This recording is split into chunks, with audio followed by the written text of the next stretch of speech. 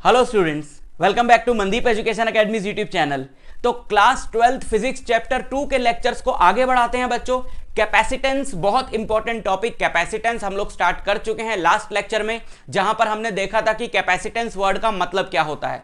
इस लेक्चर में हम उससे आगे की बात करते हैं और ये तो ज्यादा इंपॉर्टेंट लेक्चर है क्योंकि इसमें हम बहुत इंपॉर्टेंट टॉपिक पढ़ने जा रहे हैं, पैरेलल प्लेट कैपेसिटर।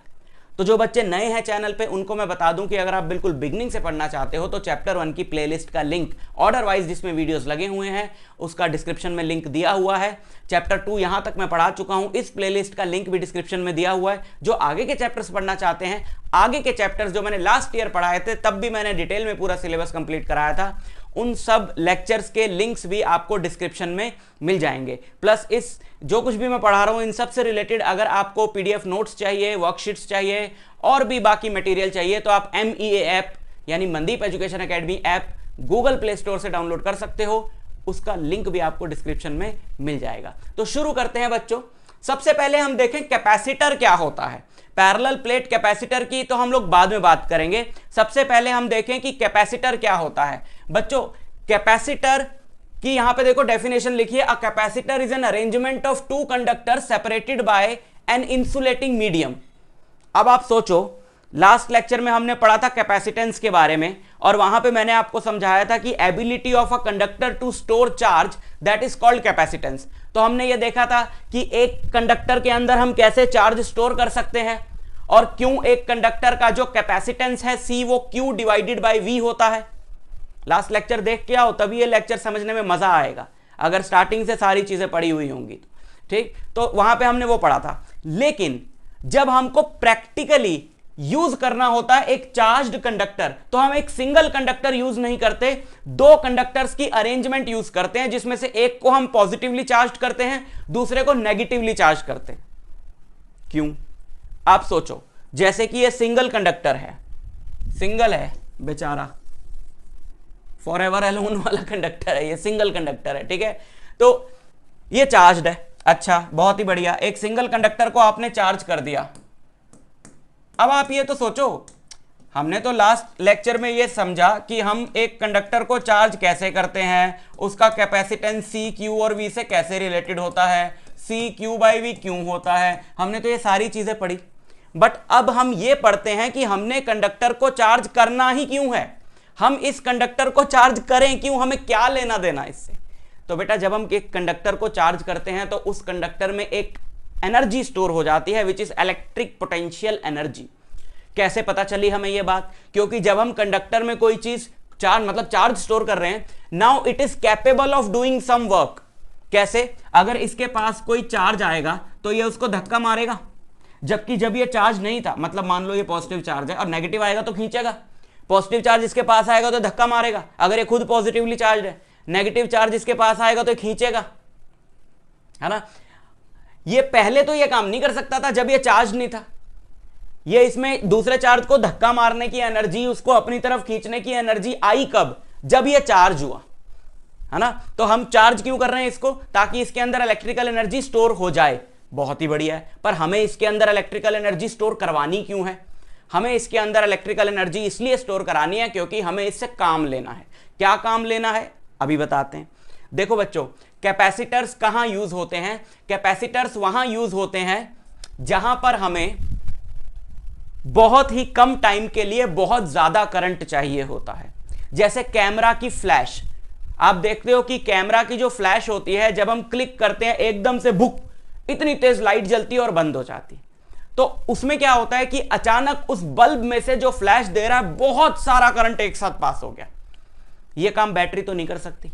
बैटरी कहती है भैया मैं तो थोड़ा थोड़ा एनर्जी देने के लिए डिजाइन हूं, उतना ही कर सकती हूं। अगर तुम्हें बहुत ज्यादा एनर्जी एक साथ चाहिए तो कोई और अरेंजमेंट लगाओ, और वही अरेंजमेंट है कैपेसिटर, जहां पे हमें एक साथ सारी एनर्जी, ये जो चार्ज हो गया है इसके अंदर जो एनर्जी स्टोर हो गई है उसका भी फॉर्मूला हम आगे करने वाले हैं। ये जो चार्ज हो गया इसके अंदर जो एनर्जी स्टोर हो गई है, एक साथ वो सारी एनर्जी बूम ये बाहर फेंक सकता है। लेकिन ये अगर अकेला हो तो ये ऐसा काम नहीं कर सकता। क्यों?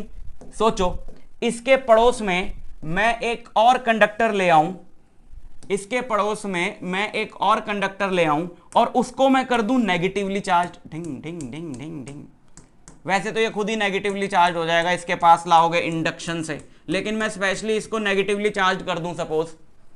अब अगर मैं इन दोनों को एक इंसुलेटिंग क्यों, अगर मैं इन दोनों को एक कंडक्टिंग वायर से कनेक्ट कर दूं तो चार्ज फ्लो कर जाएगा ना भाई। अभी तो ये पॉजिटिव है, ये नेगेटिव है, ये न्यूट्रलाइज नहीं कर सकते एक दूसरे को, क्योंकि बीच में इंसुलेटिंग मीडियम है यानी एयर।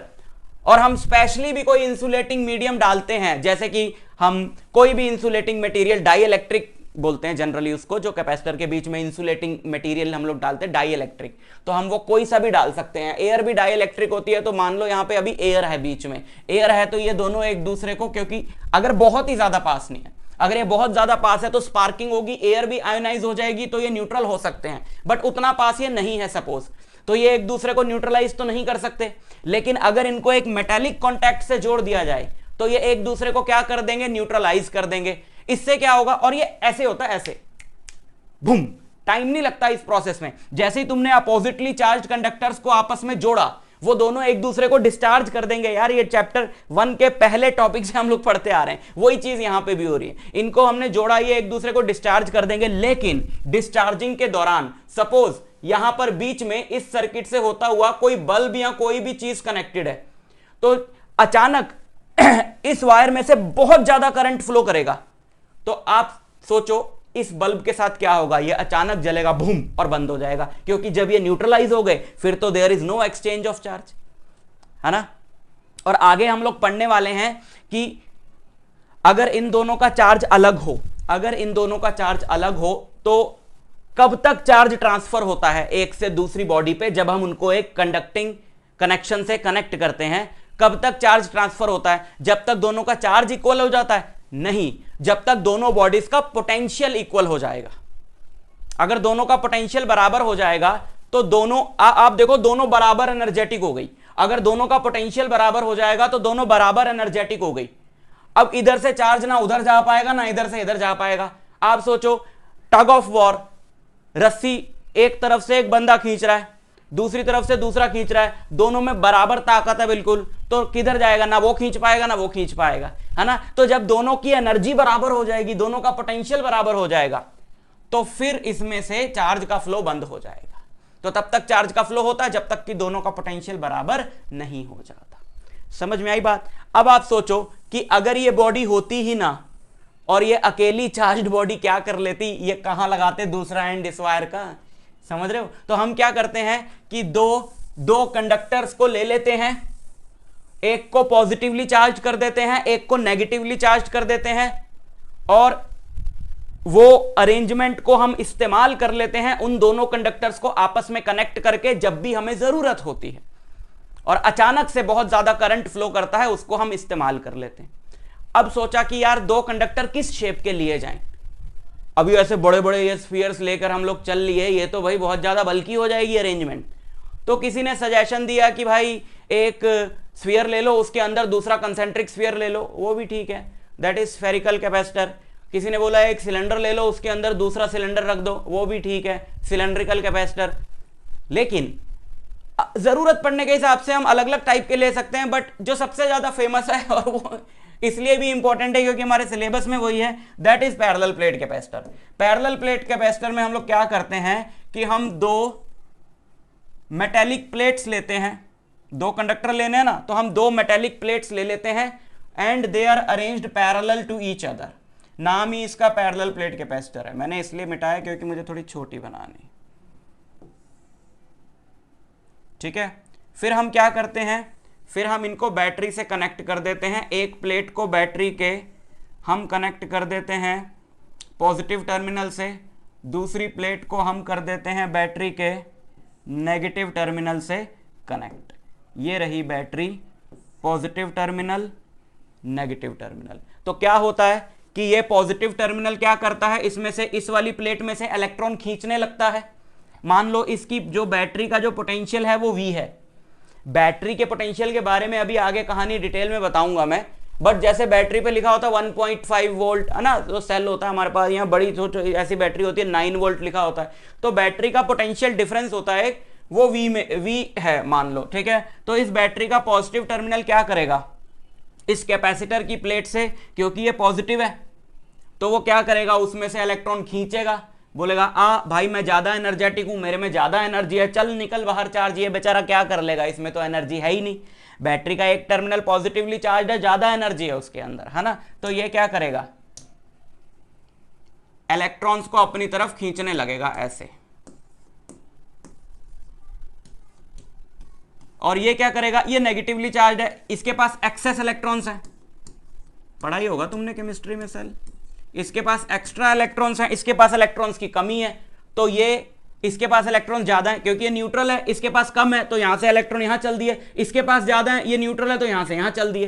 तो क्या हो गया, इसमें से इलेक्ट्रॉन्स निकलने लगे, इसमें इलेक्ट्रॉन घुसने लगे, तो ये प्लेट क्या होती गई, ये प्लेट होती गई पॉजिटिवली चार्ज, दूसरी वाली प्लेट होती गई नेगेटिवली चार्ज। लेकिन ये कब तक चलेगा काम, ये तो तभी तक चलेगा ना जब तक ये ज्यादा एनर्जेटिक है।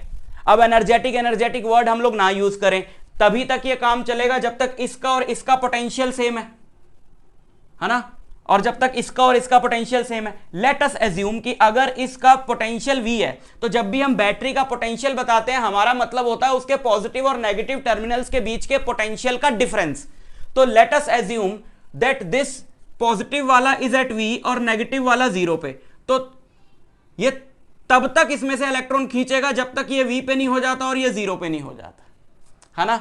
और उस केस में मान लो इस पे चार्ज आ गया +Q और इस पे चार्ज आएगा -Q, क्योंकि जितने इलेक्ट्रॉन इसने यहां से निकाले सर्किट कंप्लीट हो गए, उतने इलेक्ट्रॉन यहां पे पहुंच गए। तो एक तरीके से इस प्लेट के इलेक्ट्रॉन निकल के इस प्लेट पे डिपॉजिट हो रहे हैं। जनरली क्या होता है कि जरूरी नहीं है कि एक कंडक्टर जितना पॉजिटिवली चार्ज हो दूसरा उतना ही नेगेटिवली चार्ज हो, बट हम पैरेलल प्लेट कैपेसिटर की बात करें, जो अरेंजमेंट हम पढ़ने वाले हैं कि जब हम कैपेसिटर को बैटरी से कनेक्ट कर देते हैं तो बैटरी एक प्लेट को जितना पॉजिटिव चार्ज कर देती है दूसरे को उतना ही नेगेटिवली चार्ज कर देती है, और ये चार्जिंग का प्रोसेस रुक जाता है जब बैटरी के टर्मिनल्स में जो पोटेंशियल डिफरेंस है V, प्लेट्स में भी वही पोटेंशियल डिफरेंस आ जाता है V, क्योंकि देखो ये V पोटेंशियल पे है, ये 0 पे, पोटेंशियल डिफरेंस V हो गया, तब ये रुकेगा। चार्ज का ट्रांसफर कब रुकता है, जब पोटेंशियल का डिफरेंस जो है वो खत्म हो जाता है।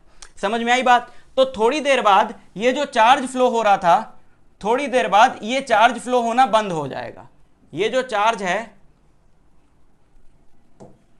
ये चार्ज फ्लो होना बंद हो जाएगा,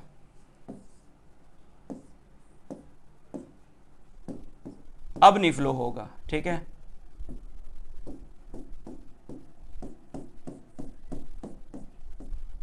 ओके, सो उत्तरी गदर मच गए तू ऐसे ही रहे भाई, ठीक है, समझ गए। तो क्या होगा, अब आपको ये सारी कहानी समझ में आ गई। और थोड़ी देर बाद से मेरा मतलब क्या है, थोड़ी देर बाद सिर्फ कहने को है, जैसे ही आप बैटरी अप्लाई करोगे फ्रैक्शन ऑफ सेकंड में ये इस कैपेसिटर को फुल्ली चार्ज कर देगा। अब ये फुल्ली चार्ज हो गया, अब आप इसको यहां से निकाल लो। अब जब आपने इसको यहां से निकाल लिया, तो इसकी एक प्लेट पॉजिटिवली चार्ज है और दूसरी नेगेटिवली चार्ज है। अब अगर आप इसको किसी भी डिवाइस के अक्रॉस लगा दो तो इन चार्जेस को एक दूसरे को, इन प्लेट्स को एक दूसरे को न्यूट्रलाइज करने का मौका मिल जाएगा, जैसे अभी मैंने यहां पे बताया था। समझ गए।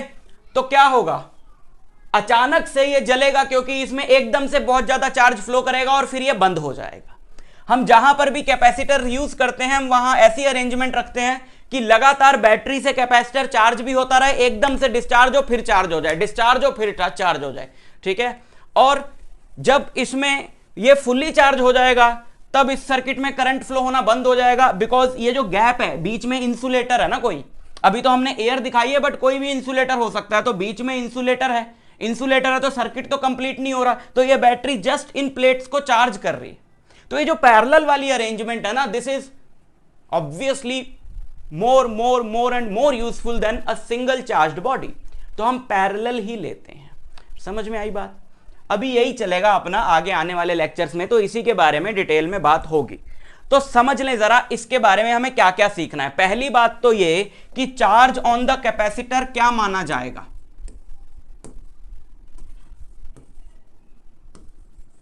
चार्ज ऑन कैपेसिटर क्या माना जाएगा।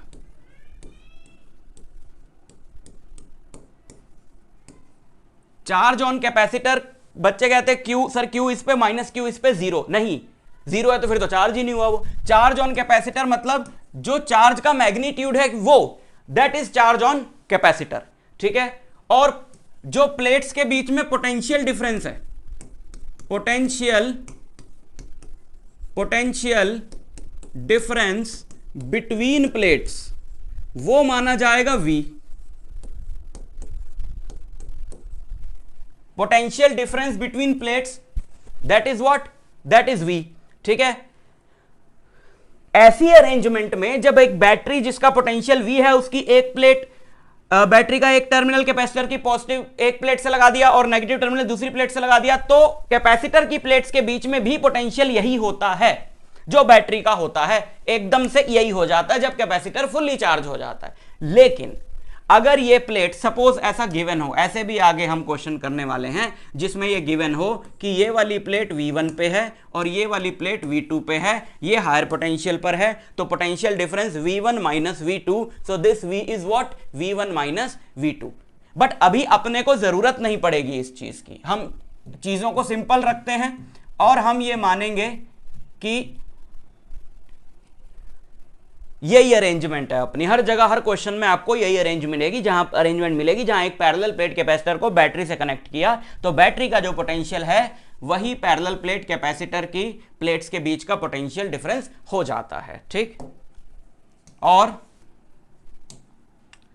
तीसरा, अबे तेरी तो ऐसी की तीसरा, कैपेसिटेंस ऑफ द कैपेसिटर। ये कैपेसिटर की अपनी प्रॉपर्टी है, अभी इसका हम फॉर्मूला भी निकालने वाले हैं। कैपेसिटेंस ऑफ कैपेसिटर, बोले सर फॉर्मूला तो इसका पता है Q बाई V, नहीं, that Q by V is not in terms of the parameters of this capacitor.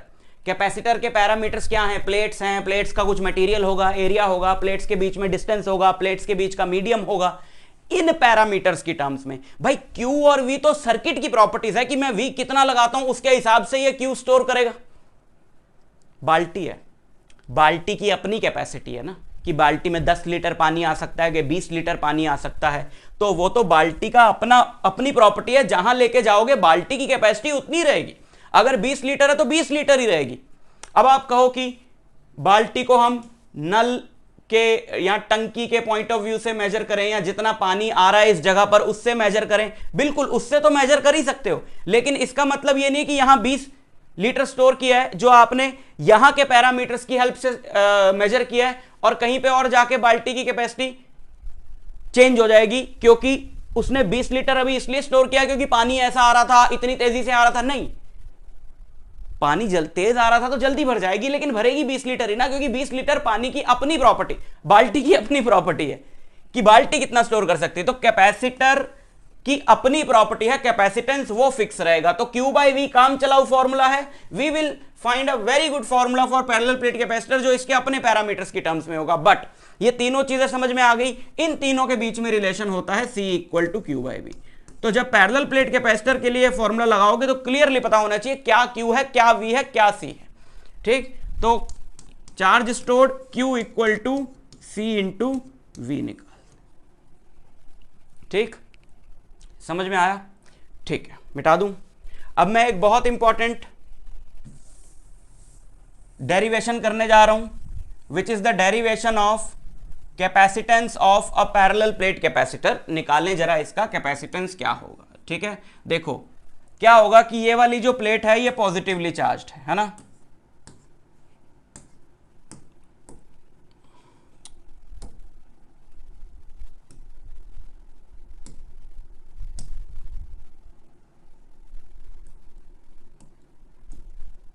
ये वाली जो प्लेट है ये पॉजिटिवली चार्ज है, इसको हम ऐसे बना दें, this plate is positively charge, this plate is negatively charge. और आप जानते हो कि पॉजिटिव से नेगेटिव इलेक्ट्रिक फील्ड होती है, तो इसके अंदर एक इलेक्ट्रिक फील्ड है ऐसे।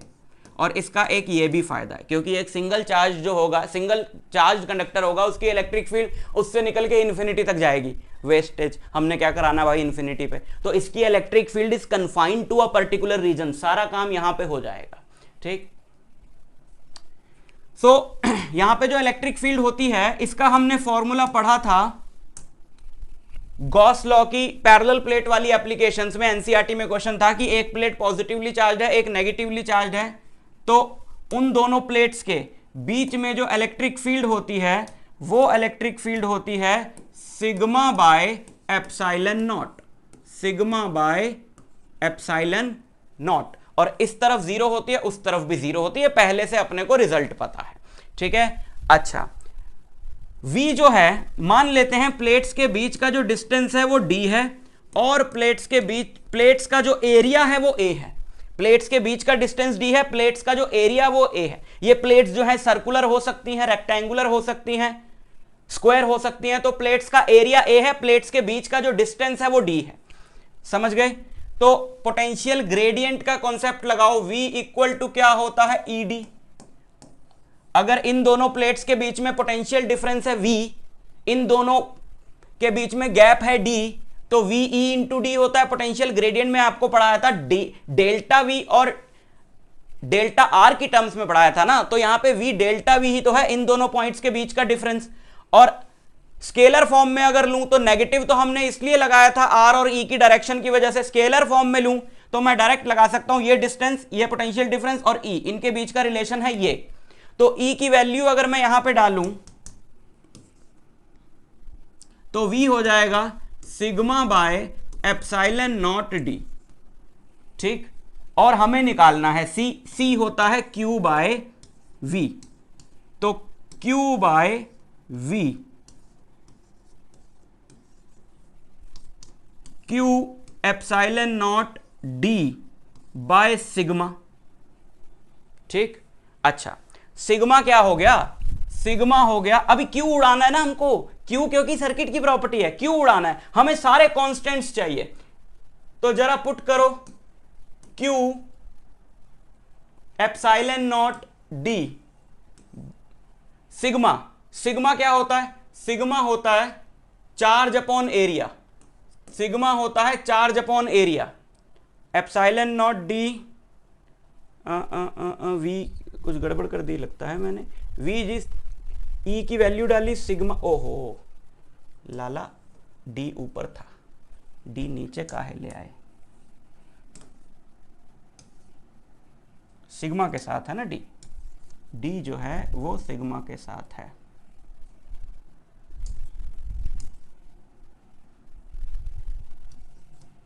ठीक,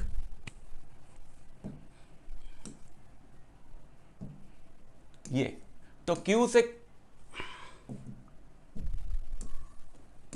Q कटा, C आ गया epsilon naught A by D, and this is the capacitance of a parallel plate capacitor. Epsilon naught पे डिपेंड कर रहा है, यानी बीच में एयर है इसलिए हमने एप्सिलॉन नॉट लिया, बीच में कोई और मीडियम होता तो उसका एप्सिलॉन लेते, उसकी परमिटिविटी लेते। A is the area of each plate and D is the distance between the plates.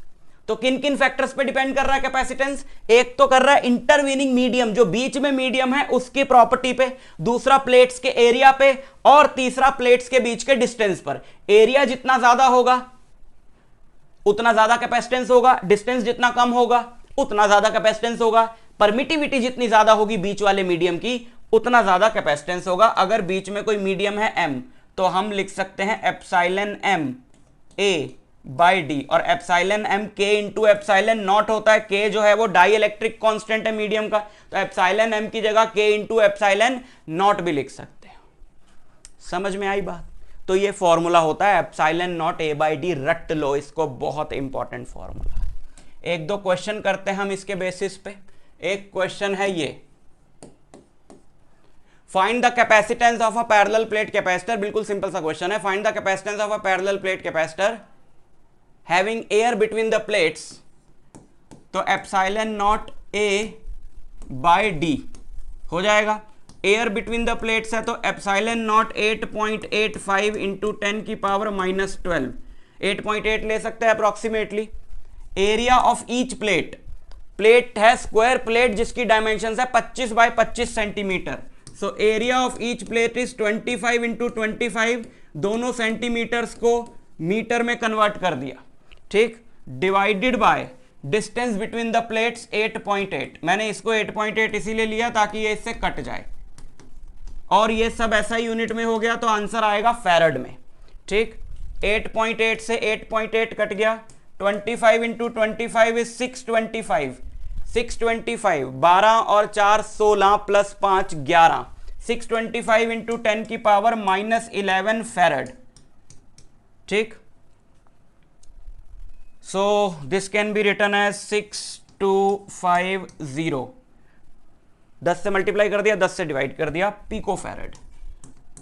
ठीक है, ये इसका कैपेसिटेंस हो गया। ठीक, नेक्स्ट क्वेश्चन, सीबीएसई दिल्ली 2013, ये क्वेश्चन देखो जरा। A capacitor of unknown capacitance is connected across a battery of V volts. A capacitor of unknown capacitance is connected across a battery of V volts. The charge stored in it is 360 microcoulomb. When potential across the capacitor is reduced by 120 volt, the charge in it becomes 120 microcoulomb. पहले दोनों की equation बना लो। पहले वो क्या कह रहा है कि जब पोटेंशियल है V तो चार्ज है 360, Q क्या होता है CV, तो जब चार्ज हो गया 360 माइक्रोकूलम CV, ये हो गई पहली इक्वेशन। दूसरी में वो क्या कह रहा है कि potential is reduced by 120, but capacitance तो वही रहेगा ना, कैपेसिटेंस थोड़ी बदलेगा, वो कैपेसिटर की प्रॉपर्टी है। तो ये हो गया 120 माइक्रो में, मैंने चेंज नहीं किया क्योंकि दोनों ही माइक्रो में है। अब हमको ये C और V की वैल्यू निकालनी है, तो अगर हम 1 और 2 को डिवाइड कर दें, 1 और 2 को डिवाइड कर दें तो ये होगा मेरा 3। ठीक, यहां C से C कटेगा, so 3/1 equal to V by V minus 120, cross multiply करा 3V minus 360 equal to V, 3V minus V, 2V equal to 360, V equal to 180। समझ रहे हो ना, माइक्रो का 10 की पावर -6 तो यहां कट ही गया, 180 volt. So unknown potential is 180 volt. Capacitance C भी निकाल लो, Q इक्वल टू CV लगा दो। Q यहां पे कितना है, पहली वाली इक्वेशन में 360 microcoulomb equal to CV, C into 180, 180 उधर ले जाओ, माइक्रो को मत छेड़ो, तो 180 by 360 by 180, 2 micro farad. Second part भी है इसका एक, what will be the charge stored in the capacitor if the voltage applied had increased by 120? अगर वोल्टेज 120 से इंक्रीज हो जाती, भाई C तो यही रहता, और वोल्टेज 120 इंक्रीज कर दी, वोल्टेज थी कितनी, वोल्टेज थी 180, 180 प्लस 120 इज 300, माइक्रो में रखा हुआ ये, माइक्रो में, तो 300 into 2 600 micro coulomb, charge stored is 600 microcoulomb. समझ गए? तो ये पैरेलल प्लेट कैपेसिटर का कॉन्सेप्ट था। इसमें मैं आपको ये भी समझाना चाहता था कि कैपेसिटर क्या होता है और दो कंडक्टर्स की ही क्यों जरूरत होती है, प्लस पैरेलल प्लेट कैपेसिटर के कैपेसिटेंस का डेरिवेशन और इस तरह के क्वेश्चंस, इनको प्रिपेयर कर लेना। मैं आपसे मिलता हूं नेक्स्ट लेक्चर में, तब तक के लिए ऑल द वेरी बेस्ट।